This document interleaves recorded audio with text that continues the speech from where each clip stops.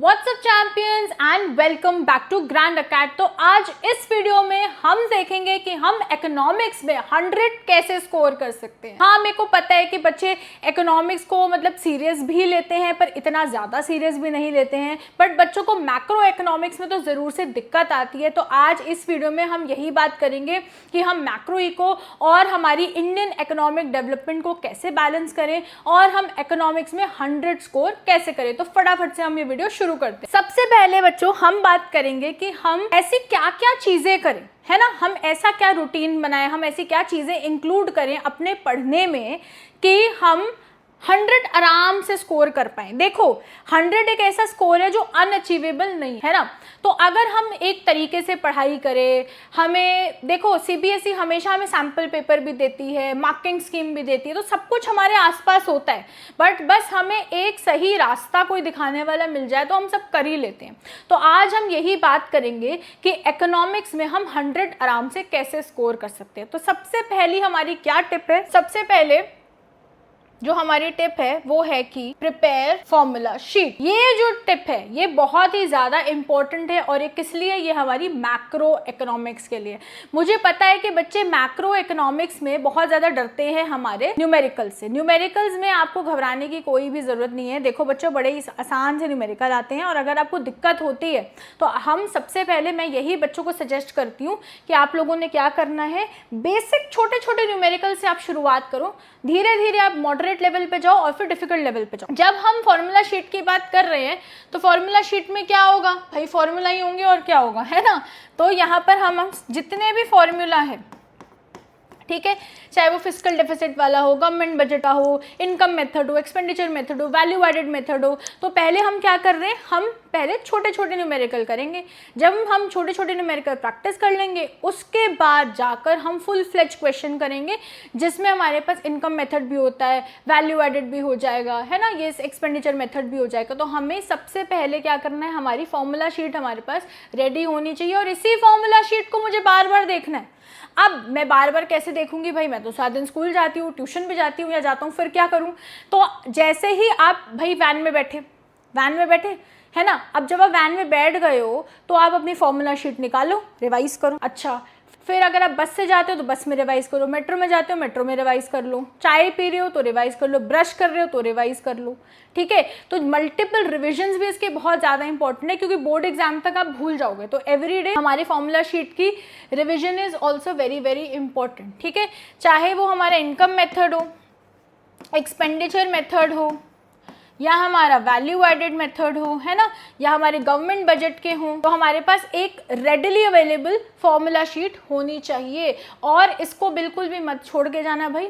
10 number तुम्हारे, 10 number का तो मिनिमम न्यूमेरिकल ही आता है और अब तो एमसीक्यू में भी 1 नंबर का न्यूमेरिकल आ सकता है, तो इसकी प्लीज अच्छे से प्रैक्टिस कर लेना। अब नेक्स्ट स्टेप है बच्चों हमारी कॉन्सेप्चुअल अंडरस्टैंडिंग ओवर एवरीथिंग। इसका क्या मतलब है भाई? कि वो जमाने गए जब हम रटते थे कि मनी फ्लो ये होता है, रियल फ्लो ये होता है, रट के चले गए, क्वेश्चन आया लिख के आ गए, है ना। अब तो ऐसा नहीं होता, अब तो हमें निटिग्रिटीज में जाना पड़ेगा, कॉन्सेप्ट को समझना पड़ेगा कि भाई हमारा बैलेंस ऑफ पेमेंट है, उसमें हमारे पास 2 अकाउंट आते हैं, करंट अकाउंट आता है, कैपिटल अकाउंट आता है। हमारे पास उसमें बेटा डेबिट एंट्रीज होती हैं, क्रेडिट एंट्रीज होती हैं। अब डेबिट एंट्री क्या है, क्रेडिट एंट्री क्या है, जो एक नॉन कॉमर्स स्टूडेंट है उसको पता ही नहीं होगा, ठीक है। तो डेबिट क्या होता है? जब हमारा एक्सपेंस हो रहा है, हमारे अकाउंट में से पैसा जा रहा है। क्रेडिट क्या होता है? जब मेरे अकाउंट में पैसा आ रहा है, उसको हम क्रेडिट कहते हैं। हमारी इनकम्स होती हैं, हमारे गेन्स होते हैं, ठीक है। तो जब तक आप निटिग्रिटीज में नहीं जाके समझोगे चीजें, आपको समझ में नहीं आएगा। जैसे कि मेरा जो इकोनॉमिक्स का कोर्स है उसमें मैंने एक एक वर्ड ऐसे ही समझाया कि किसी को कुछ नहीं पता, किसी भी बच्चे ने कुछ नहीं पढ़ाई करी, उसको कुछ नहीं पता, तो हम बेसिक से एडवांस पूरा पढ़ते हैं ताकि हमें एक एक कॉन्सेप्ट जो है इकोनॉमिक्स का समझ में आ जाए, है ना। अब जैसे बैलेंस ऑफ पेमेंट का बेसिकली क्या है कि जब residents of a country rest of the world से ट्रांजैक्शन कर रहा है, बस। तो ये जब चीज़ें आप समझोगे ही नहीं, है ना, तो आप कैसे कर पाओगे? तो हमारे लिए बहुत ज़्यादा ज़रूरी है कॉन्सेप्चुअल अंडरस्टैंडिंग ओवर एवरीथिंग। अब ये कॉन्सेप्चुअल अंडरस्टैंडिंग आएगी कैसे? एग्जाम्पल से आएगी। जब आप एग्जाम्पल से पढ़ोगे, जब आप किसी ऐसे टीचर से पढ़ाई कर रहे हो जो आपको रियल वर्ल्ड एग्जाम्पल्स दे, आपका एग्जाम्पल दे, आपको रिलेटेबल फील कराएगी, हाँ ये आपके आसपास होता है, आप भी ऐसे करते हो, तो आपको ऑटोमेटिकली आपके कॉन्सेप्ट्स जो हैं वो बढ़िया हो जाएंगे। और एक और टिप देती हूँ कॉन्सेप्चुअल क्लैरिटी के लिए, बच्चों क्वेश्चंस करना शुरू कर दो, क्वेश्चंस अटेम्प्ट करना शुरू कर दो। जब आप क्वेश्चंस को अटेम्प्ट करना शुरू करोगे तब आपको अपने आप पता चल जाएगा कि क्या हम रिकॉल कर पा रहे हैं, क्या हमें कॉन्सेप्ट्स समझ में आए, क्या हम सही डायरेक्शन में जा रहे हैं। तो जब आप ये चीज़ें करोगे तो इससे आपको कॉन्सेप्चुअल अंडरस्टैंडिंग आएगी। प्लस कॉन्सेप्चुअल अंडरस्टैंडिंग कैसे आएगी, जब आप ग्रैंड अकेड का इकोनॉमिक्स चैंपियन कोर्स पढ़ोगे उससे आएगी आपको, क्योंकि वहाँ पर हमने क्या किया है, एनसीईआरटी ली और हमारी संदीप गर्ग ली, एक एक लाइन पढ़ी, आपको पढ़ाई, एग्जाम्पल दिए, बहुत ही फन एग्जाम्पल से मैंने समझाया है, ठीक है। उसके अलावा कुछ नहीं समझ में आया, डाउट पोर्टल है, वहाँ से पूछ लो, लाइव सेशंस हैं, मॉक्स मिलेंगे, सब कुछ मिलेगा, तो उससे भी हो जाएगा। आपको बहुत ही बढ़िया माइंड मैप्स मिलेंगे, बहुत ही बढ़िया नोट्स मिलेंगे। तो इकोनॉमिक्स चैंपियन कोर्स को चेकआउट करना मत भूलना। इसका जो लिंक है वो पिन कमेंट और मैं डिस्क्रिप्शन में आपको दे दूँ। अब बच्चों हमारी नेक्स्ट आती है जी, अक्वेंट योरसेल्फ विद एवरी टर्म। इसका क्या मतलब है कि जो भी टर्म्स हम पढ़ रहे हैं, जो भी हम टर्म्स पढ़ रहे हैं उसकी हमें निटी-ग्रिटीज में जाना है। मतलब अगर मैं बोलूं एलपीजी पॉलिसी 1991 में आई। कब आई थी? 1991 में आई थी। एल से क्या? लिबरलाइजेशन, पी से क्या? प्राइवेटाइजेशन, जी से क्या? ग्लोबलाइजेशन। ग्लोबलाइजेशन का क्या मतलब है कि हमने बाउंड्रीज, जो हमारी कंट्री की बाउंड्रीज को तोड़ा ताकि हम ट्रेड कर पाए, हम काम कर पाए। लिबरलाइजेशन में हमने क्या किया? स्ट्रिक्ट रूल्स एंड रेगुलेशंस थे, है ना, और वो हमने बैरियर्स को तोड़ दिया। प्राइवेटाइजेशन में क्या किया? पहले गवर्नमेंट का होल्ड था, है ना, फिर हमने क्या किया? हमने थोड़ा सा प्राइवेटाइजेशन करनी शुरू कर दी, लोगों को देना शुरू कर दिया। तो इनमें आप एग्जांपल्स दो, जैसे कि भाई एलपीजी पॉलिसी से पहले मैकडॉनल्ड्स आया, ठीक है। कल्चरल उन्हें हमारी चीज़ें पता नहीं थी, उन्होंने बर्गर्स दूसरे तरीके के जो है वो लॉन्च कर दिए थे, वो चला नहीं, वो ठप हो गया। उसके बाद एलपीजी पॉलिसी आने के बाद 1991 के बाद वो फिर से आया, अब वो चल गया क्योंकि उसने मैकालू टिक्की टाइप चीज़ों को लॉन्च किया। वैसे ही कोका कोला की भी एक कहानी है कि वो पहले फेल हो गया था, फिर वो वापस आया। तो जब आप ऐसे चीज़ों को समझने की कोशिश करोगे तब आपको ज़्यादा अच्छा लगेगा। अब एक चीज़ डिस्कस कर लेते हैं कि एक हमारा इंडियन इकोनॉमिक डेवलपमेंट में बच्चों एक चैप्टर है, जब हम इंडिया का कंपैरिजन अपनी नेबरिंग कंट्रीज से करते हैं। अब ऐसे में आप क्या कर सकते हो कि भाई आप इंडिया का कंपैरिजन जब आप उनके साथ कर रहे हो तो हम पहले की चीज़ें भी देख सकते हैं और आज हम किस स्थिति में खड़े हैं, India vis-à-vis Pakistan, vis-à-vis China, है ना। तो इन सबको भी आप कंपेयर करो, इनका डेटा भी याद करो, चीज़ें ऐसे क्रॉस क्वेश्चन करो, देखो कि पहले और अब में क्या फ़र्क है, और उसको भी अपने आप आंसर्स में डालोगे तो आपको बहुत अच्छे नंबर जो है वो मिलेंगे। तो जितने भी हमारी चीज़ें हैं, जितने भी हमारे टर्म्स हैं, छोटे से छोटा टर्म जैसे real flow versus money flow, ठीक है। मनी फ्लो में क्या है, जब हम पैसे के बारे में बात करते हैं, रियल फ्लो में पैसा कुछ नहीं होता, it's kind of a barter system, ठीक है। इन चीज़ों को समझने की कोशिश, हाउस होल्ड्स क्या है, फर्म्स क्या हैं, कौन कहाँ जा रहा है, किसके किसके फैक्टर इनकम जा रही है, फैक्टर पेमेंट्स क्या होती हैं। तो जब तक ये सारी चीज़ें नहीं समझोगे ऐसे कुछ समझ में नहीं आएगा। तो हर चीज़ को समझने के लिए आपके पास बहुत अच्छा टीचर होना चाहिए जो आपको एक एक टर्म समझा दे, क्योंकि हमें पता है कि बच्चों को टर्म्स नहीं समझ में आती हैं। अब नेक्स्ट स्टेप पे आते हैं, रोट लर्निंग। ये तो बेटा आपको करनी ही पड़ेगी, स्पेशली हमारी इंडियन इकोनॉमिक डेवलपमेंट के। Indian economic development without rote learning कुछ है ही नहीं। सबसे पहली बात, इवेंट्स, जितने भी हमारे इवेंट्स हैं, डेटा है, ठीक है, टाइमलाइन है, प्रोमिनेंट लोगों के नाम है, ठीक है, कुछ डायग्राम्स, चलो अच्छा कुछ डायग्राम्स जैसे कुछ फ्लो चार्ट्स तुम बना सकते हो एग्जाम में। तो बिना रोट लर्निंग के तो कुछ नहीं होगा। अब जैसे 1991 तो तुम्हें रट जाना चाहिए, है ना। ऐसी और भी जैसे इंडिया का जो नेबरिंग कंट्रीज से है कि इस टाइम पे ये हुआ, इस टाइम पे ये हुआ, इस टाइम पे ये हुआ, ठीक है। वन चाइल्ड पॉलिसी के बारे में हो गया, GLF हो गया, ग्रेट लीप फॉरवर्ड। तो ये सारी चीज़ें इंपॉर्टेंट है, कब हुई, कैसे हुई, क्यों हुई, क्या रीज़न थे। तो जब तक रोट लर्निंग नहीं करोगे तो बात नहीं बनेगी। अब रोट लर्निंग के लिए मैं आपको एक बेटा एडवाइस देती हूँ कि रोट लर्निंग के लिए ना हम क्या कर सकते हैं, रिपीटेड रिविजन लगाएंगे हम। रिपीटेड रिविजन आपने हफ्ते में 3 से 4 दिन इकोनॉमिक्स के लिए रखने, 45 मिनट्स टू 1 आवर। इसमें आपसे जितना भी पोर्शन कंप्लीट होता है आप उतना करो, है ना। अगर आपके पास हमारा इकोनॉमिक्स चैंपियन कोर्स है तो उसमें तो आप 2x पे भी लगाओगे तो भी आपका काफ़ी सारा चैप्टर ख़त्म हो जाएगा, ठीक है। तो लगाओ, उसको समझो, क्वेश्चंस करो और नोट्स बनाओ। नोट्स भी आपके बहुत क्रिस्प होने चाहिए, 2-3 पेज के हों, जिसमें आपकी सिर्फ टाइमलाइंस हो, लोगों के नाम हो, कुछ important keywords are very very important, keywords are very very important. जैसे डिमांड के लिए क्या कीवर्ड होगा कि जो अगर हम डिमांड कर्व की बात करें, negatively slope develop from left to right क्यों होता है, ये सारी चीज़ें।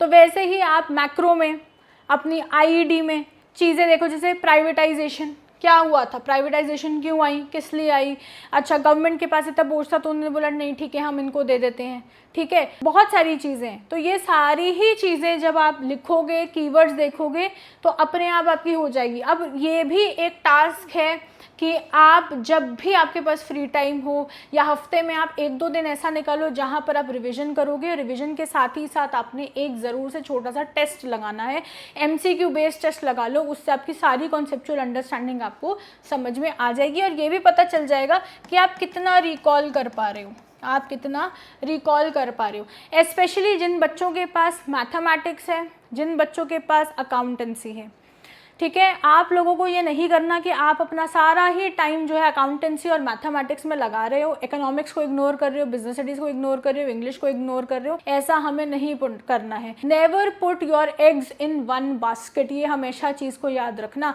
आपके 5 उंगलियां है ना, उसी से तो मुट्ठी बनती है, वैसे ही जितने हमारे 5 सब्जेक्ट हैं उसी से हमारी जो है आगे जाके काम सारे बनेंगे। तो हम किसी भी एक सब्जेक्ट या 2 सब्जेक्ट को बहुत इंपॉर्टेंस देके दूसरे सब्जेक्ट को निग्लेक्ट नहीं कर सकते हैं। अब नेक्स्ट आ जाती है जी वीकली रिवीजन, ठीक है, ऑफ इकोनॉमिक। वीकली रिवीजन चाहे आप सैटरडे बना लो, चाहे आप संडे का दिन बना लो, चाहे आप फ्राइडे का दिन बना लो, कोई भी हफ्ते में आप एक दिन लोगे, 1 से 2 घंटे का आप स्लॉट रखोगे इकोनॉमिक्स का, और मंडे टू फ्राइडे आपने या मंडे टू सैटरडे आपने जितना भी पढ़ा है आप उसको रिवाइज करोगे। वो चाहे आप हमारे लेक्चर से रिवाइज करो, चाहे आप अपने नोट्स बनाए हैं उससे रिवाइज करो, चाहे हमारे कोर्स में जो नोट्स हैं, माइंड मैप्स हैं, उससे रिवाइज करो। रिवाइज करने के बाद आपने टेस्ट ज़रूर से देना है। जब आप वो MCQ बेस्ड टेस्ट लगाओगे तो आपको ऑटोमेटिकली बच्चों समझ में आ जाएगा कि आप कहाँ जा रहे हो। अब जब आप ये चीज़ कर रहे हो ना, तो आपने एक चीज़ ध्यान में रखनी है, आपने सबसे पहले आइडेंटिफाई करना है कौन से कॉन्सेप्ट्स आपको नहीं आ रहे हैं, कॉन्सेप्ट्स जो आप रिकॉल नहीं कर पा रहे, कौन से टाइप ऑफ क्वेश्चंस में आप अटक रहे हो, आपसे काम नहीं बन रहा है, ये आपको देखना है, ठीक है। तो जहाँ जो भी आपकी कमियां हैं उसके लिए आप बच्चों एक मिस्टेक बुक बनाओगे, ठीक है। और उस मिस्टेक बुक को ये नहीं है कि बना दी और भूल गए, हर दिन आप देखोगे और उस पर काम करोगे, ठीक है। लेट्स से कि जैसे काफ़ी सारे बच्चों को किस में दिक्कत आती है, बहुत सारे बच्चों को जो है वो फॉरेन एक्सचेंज में दिक्कत आती है, ठीक है। तो फॉरेन एक्सचेंज पे काम करो, उस चैप्टर पे काम करो। अगर समझ नहीं आ रहा तो बार बार वीडियोस देखो, कॉन्सेप्ट क्वेश्चंस पूछो, अगर नहीं आ रहा तो। दूसरे बच्चों को न्यूमेरिकल में दिक्कत आती है तो न्यूमेरिकल नहीं हो रहे हैं तो उसकी प्रैक्टिस करो, पूछो क्वेश्चंस कि क्यों नहीं हो रहा, किस में अटक रहे हो, क्या कर रहे हो। और आईईडी में वैसे मैंने तो कभी सुना नहीं बच्चों को दिक्कत आती है, बट हाँ जो आईईडी के पहले 3 चैप्टर्स हैं वो एक ही टाइमलाइन पे बने हुए हैं तो उनको आप एक ही साथ करो। बाकी तो छोटे छोटे से इंफ्रास्ट्रक्चर वगैरह पे टॉपिक्स हैं, उसका तो कुछ है नहीं, वो तो आपसे आराम से हो जाएंगे, ठीक है। तो हमें अपनी कमियों पे काम करना है। ये बिल्कुल भी आपने नहीं करना है कि मैंने पढ़ा, मैंने चेक भी कर लिया, मेरे नंबर भी आ गए, हो गया। आपका फोकस होना चाहिए आपकी गलतियों पे कि लेट्स से कि आपको एक particular let's say income method आपसे नहीं हो रहा तो इनकम मेथड की प्रैक्टिस लगाओ, ठीक है। अगर आपको कोई कॉन्सेप्ट नहीं आ रहा, जैसे लेट्स से कि आपको नहीं समझ में आ रहा कि कमर्शियल बैंक और सेंट्रल बैंक में आपको फर्क समझ नहीं आ रहा, तो समझने की कोशिश करो, ठीक है। तो अपनी गलतियों पे काम हमें करना है, ये हमें याद रखना है। और नेक्स्ट टिप है वो है हमारी डेफिनेशंस अबव एवरीथिंग। बच्चों जो हमारी डेफिनेशंस होती हैं, जो हमारे मीनिंग्स होते हैं, वो बहुत इंपॉर्टेंट है, क्योंकि जब भी आप अपना आंसर लिखोगे तो हम आंसर कैसे लिखेंगे, इंट्रोडक्शन होगी पहले, फिर हमारी बॉडी होगी, है ना, और फिर हमारा बच्चों कंक्लूजन होगा। तो जो हमारी इंट्रोडक्शन होगी उस इंट्रोडक्शन में ही तो हम डेफिनेशन लिखेंगे, उसी में तो हम मीनिंग लिखेंगे, उसी में तो हम डिफाइन करेंगे उस कॉन्सेप्ट को। तो डेफिनेशन बहुत अच्छा है and it is also good way to impress your examiner. अब यहाँ पर क्या करोगे आप, डेफिनेशन आई। अब डेफिनेशन के नीचे अगर नाम दिया हुआ है कि ये डेफिनेशन किसी XYZ ने दे रखी है तो आपने वो जरूर से मेंशन करना है, आपको हेल्प मिलेगी एक एक्स्ट्रा मार्क फेच करने में, ठीक है। तो हमें क्या करना है, हमें डेफिनेशंस को बहुत ध्यान से देखना है, मीनिंग को बहुत ध्यान से देखना है, एक एक वर्ड डेफिनेशन का बहुत इंपॉर्टेंट है। 1 मार्कर्स हमेशा डेफिनेशन से बन के आते हैं, फिर बच्चे कहते हैं कि हमने पढ़ा नहीं, हमें पता ही नहीं था कहाँ से आया, ठीक है। तो real flow, money flow, autonomous, accommodating items. अच्छा, फिर जैसे हमारा मनी की डेफिनेशन नहीं पता होती बच्चों को, मनी के फंक्शंस नहीं पता होते, ठीक है। तो ये सारी निटी-ग्रिटीज में जब तक आप नहीं जाओगे, कॉन्सेप्ट्स को नहीं समझोगे, जैसे BOP में मैंने आपको बताया, जब रेजिडेंट्स ऑफ अ कंट्री बाहर के लोगों से ट्रांजैक्शन करते हैं, हमारा करंट अकाउंट, हमारा कैपिटल अकाउंट, हमारी डेबिट एंट्रीज, हमारी क्रेडिट एंट्रीज, हमारी डेबिट एंट्रीज क्रेडिट एंट्री से ज़्यादा है तो क्या होगा, वाइस वर्सा होगा तो क्या होगा। अच्छा, फिर हमारी सेंट्रल बैंक के क्या फंक्शंस होते हैं, ठीक है। तो आपको ये सारे ही जितने भी हमारे छोटे छोटे कॉन्सेप्ट्स हैं ये आपको ध्यान से करने हैं, क्योंकि इन्हीं छोटे छोटे कॉन्सेप्ट से जो है वो हमारे 1 मार्कर्स जो है वो निकल के आते हैं। तो 1 मार्कर्स भी हमारे लिए बहुत इंपॉर्टेंट है, बोर्ड्स के लिए तो है ही, क्योंकि 20 नंबर के तो वही आ जाते हैं, उसके अलावा CUT में भी आएंगे। और अगर आप इन्हीं चीज़ों को, डेफिनेशंस को भी बहुत अच्छे से कर लोगे तो जो हमारी स्टार्ट होगी, आंसर राइटिंग की जो स्टार्ट होगी वही बहुत अच्छी होगी। इसके अलावा आपको डायग्राम, फ्लो चार्ट्स जहाँ जहाँ बना सकते हो, ठीक है, इन चीज़ों का भी आपको साथ ही साथ में ध्यान देना है। नेक्स्ट टिप है वो है बच्चों, mention recent developments in IED। ये मैं आपको पहले से ही कहती हुई आ रही हूँ कि जो भी हमारी रीसेंट डेवलपमेंट्स हैं आप उसे इंडियन इकोनॉमिक डेवलपमेंट के हर चैप्टर में मेंशन कर सकते हो। जैसे हमारा LPG पॉलिसी है, पहले और अब में आप थोड़ा सा डाल सकते हो कि आज के टाइम पे हम कितना आगे आ गए हैं, क्या क्या हमने डेवलपमेंट कर ली। वैसे ही जो हमारा चैप्टर है इंडिया का नेबरिंग कंट्रीज के साथ, उसमें आप आज का 2025 का कुछ डेटा डाल सकते हो कि उस टाइम पे GDP क्या थी, अब GDP क्या है। चाइना की वैसी पॉलिसी थी, अब क्या है, क्या वो सेम पॉलिसी फॉलो कर रहे हैं, नहीं कर रहे हैं, इंडिया का क्या टेक है, क्या चल रहा है। देखो, जो हमारा इकोनॉमिक्स का एक सब्जेक्ट है ना, वो हमारा बेसिकली पॉलिटिकल साइंस से भी काफ़ी जुड़ा हुआ है ना। तो अगर आप मिक्स करके चीज़ें डालोगे, रीसेंट भी चीज़ें डालोगे तो एग्जामिनर को बहुत अच्छा लगेगा और आपकी जो प्रिपरेशन है वो भी बहुत अच्छी प्रिपरेशन होगी। और अगर आपको ये वीडियो अच्छी लगी है तो make sure to like this video and subscribe to Grand Academy, क्योंकि बहुत बढ़िया CUT एंड बोर्ड्स कंटेंट आता रहता है और आने वाला है, ठीक है। तो हमारे जितने भी, आप ये इवन मैक्रो इको में भी कर सकते हो। जब भी हम बात कर रहे हैं BOP की, जब भी हम बात करें सेंट्रल बैंक की, कमर्शियल बैंक की, हम बात करें बैंक रेट की, SLR की, ये जितनी भी चीज़ें हैं ये तो आज के टाइम पे भी चल रही है ना, तो आप आज का सिनेरियो भी उसमें डाल सकते हो, तो वो भी आपको हेल्प करेगा एक्स्ट्रा मार्क फेच करने में, ठीक है। So that's it for this video. I hope आप लोगों को ये जो टिप्स हैं ये समझ में आ गई होंगी, बढ़िया लगी होंगी कि अगर आप इन चीज़ों को करोगे तो ये आपको डेफिनेटली हेल्प करेंगी, आप इकोनॉमिक्स में 100 आराम से स्कोर कर पाओगे। आपको बस एक ही चीज़ ध्यान रखनी है कि आपको एवरी डे पढ़ाई करनी है, ठीक है। दूसरी चीज़ revision is very very important. तीसरी चीज़ mind maps are very very important, keywords are very very important, definitions are very very important, recent developments are very very important, conceptual clarity is very very important, ठीक है। आप लोग जो है वो हमारा इकोनॉमिक्स का चैंपियन कोर्स ज़रूर चेकआउट करना, वहाँ पर आपको डिटेल लेक्चर्स मिलेंगे, नोट्स मिलेंगे, माइंड मैप्स मिलेंगे, क्वेश्चन बैंक मिलेगा, डाउट सॉल्विंग मिलेगी, मेरे बहुत ही बढ़िया लेक्चर्स मिलेंगे। अगर कोई इकोनॉमिक्स में स्ट्रगल करता है उसे इकोनॉमिक्स पढ़ के मज़ा आ जाएगा, and I am not even kidding, और आप बहुत अच्छा जो है वो स्कोर कर पाओगे। जो हमारा कोर्स है उसका जो लिंक है वो मैं आपको पिन कमेंट और डिस्क्रिप्शन में दे दूंगी, तो उसको चेकआउट करना मत भूलना। Till next time, keep winning you champions.